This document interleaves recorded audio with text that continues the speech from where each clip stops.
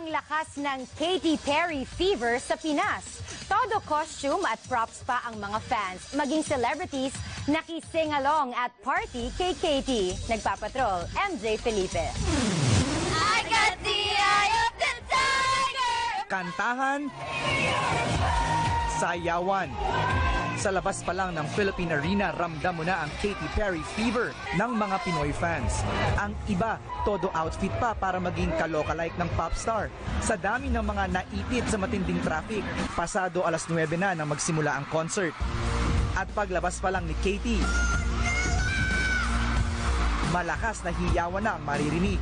30,000 ang estimated crowd attendance kagabi na game na nakising-along sa hits ni Katy.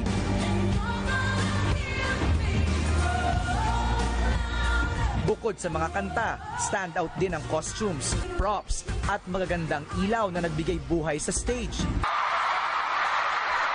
Agaw eksena naman ang maswerteng fan na nakapag-selfie kay Katy.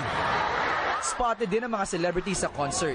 Time out muna sa taping ng Pangako Sa'yo sina Catherine Bernardo at Daniel Padilla na magka-date kagabi. What was the best part of the concert? Siguro nung meron siyang kinuhang isang fan sa stage tapos natuto siya mag-Tagalog ng content niya. Kabaliw yung mga ilaw, ang ganda tignan. You enjoy? I could see that my kids enjoyed it more. Umaasa ang mga fans na sa umaapaw na suporta at mainit na pagtanggap nila kay Katy, hindi magsasawa ang pop singer na mag-concert ulit sa bansa.